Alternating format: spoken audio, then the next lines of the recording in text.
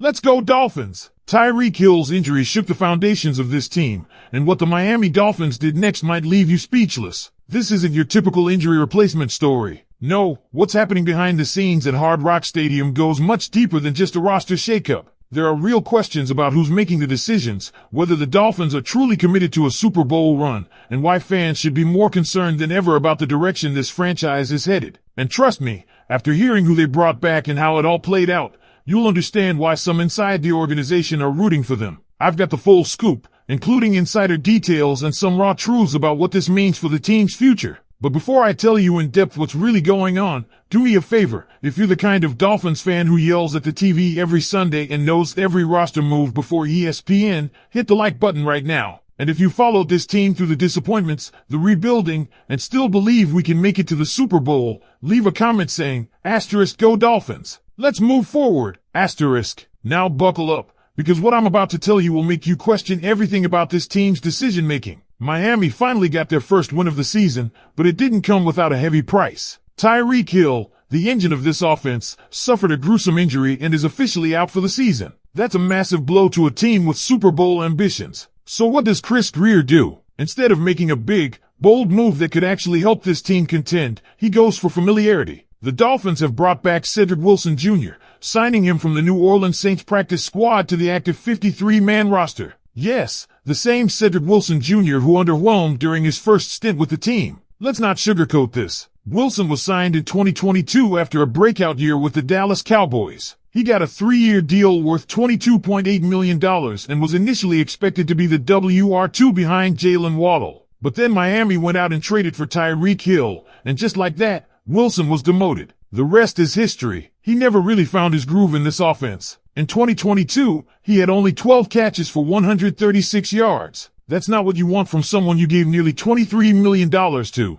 And even though he got more playing time in 2023 due to injuries to Hill and Waddle, his production, 22 receptions for nearly 300 yards and 3 touchdowns, was decent but still not what you'd hope for. After last season, the Dolphins restructured his contract, making him a free agent. He went to New Orleans, was waived in August, then re-signed to their practice squad. Now, he's back. He's 29 years old and brings size, 6 feet 2 inches, which is something Tyreek Hill didn't have. So yes, he could be useful as a red zone option, but this is not a game-changing move. This is not how you replace the most dangerous receiver in football. And here's the kicker. Just hours before signing Wilson, Mike McDaniel told the media that any potential moves would stay in-house between him and Grier, and that he felt confident with the group they already had. Then, boom, they bring in Wilson. It's classic Dolphins, one thing said publicly, another done behind closed doors. It's not necessarily bad to bring in depth, but let's be real, Cedric Wilson should not be seeing the field unless someone else goes down.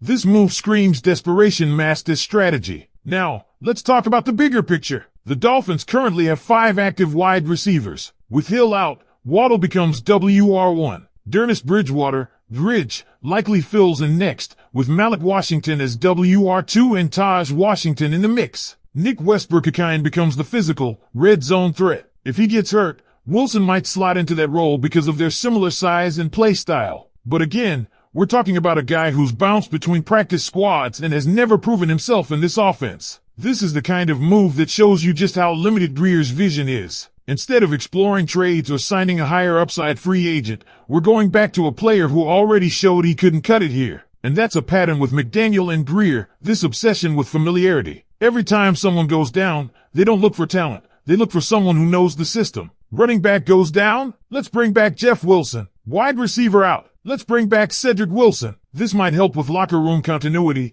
but it doesn't push this team forward. Not when the goal is the Super Bowl. Here's the thing. When you really start to look at how this wide receiver room is structured post-Tyreek injury, the cracks become obvious. Sure, the team technically has depth, but is it the kind of depth that scares anyone? Absolutely not. Let's break it down, because Mike McDaniel and Chris Grier are clearly banking on system familiarity and role players rather than taking a swing at real talent. That tells you everything you need to know about the mindset of this front office. Jalen Waddle now becomes your WR1. And don't get me wrong, Waddle is a star. But he's not Tyreek Hill. He doesn't command the same gravity, and defenses won't have to dedicate the same resources to stop him. That changes the way defenses approach Miami, and it puts more pressure on the other guys to win their matchups. Malik Washington and Taj Washington are exciting young players, but they're unproven. Ridge may have flashed some potential, but is he ready to step into a full-time role and produce at a consistent level? That remains to be seen. Nick Westbrook-Akine brings size and physicality, and he's a solid blocker. But now you're counting on him to not just be a role player,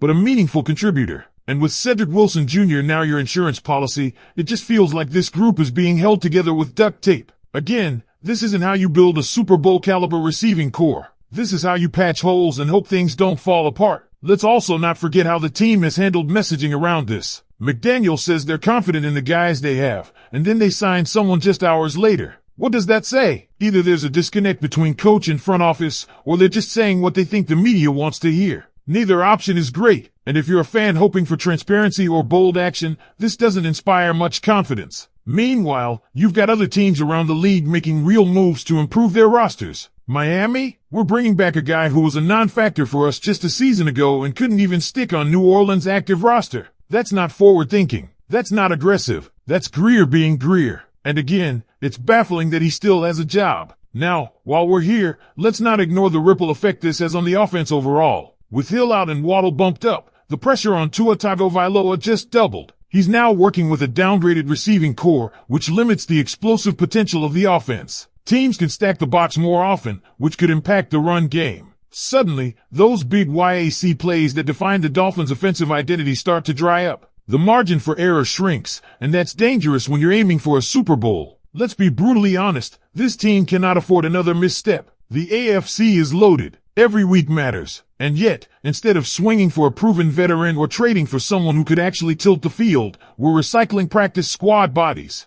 That's the type of decision-making that ends seasons early. That's how you go from contender to pretender real quick. And don't even get me started on how this affects locker room morale. You think guys like Waddle or Tua aren't watching what moves are being made? They know what's going on. They know the team is thin. And while they'll say the right things publicly, you better believe there's some frustration brewing internally. This team had all the hype coming into the season, and now they're scrambling just to fill out the depth chart. So here's the million-dollar question. Is this front office truly doing everything it can to support this team's Super Bowl push? Because based on the moves, or lack thereof, we've seen so far, it's hard to argue that they are. Cedric Wilson Jr. might be a nice guy, and he might know the system, but this is a safe move in a season where Miami can't afford to play it safe. If they're serious about going all the way, they need to start acting like it. Before we wrap up, let's shift focus to a few other critical updates. We've got players eligible to come off IR or PUP, and that could shake things up. Jason Sanders and Andrew Meyer are both close to returning, but neither will suit up this weekend against Carolina. The team is giving them another week, and honestly, that's fine when it comes to Sanders because Riley Patterson has been lights out, perfect through 4 games. He's 4 for 4 on field goals and 9 for 9 on extra points. So while Sanders is the better kicker on paper, he wouldn't have changed anything in the last month. Patterson's earned his spot, at least for now. But Andrew Meyer's return is more interesting. He was projected to be a key backup on the offensive line and was even called one of the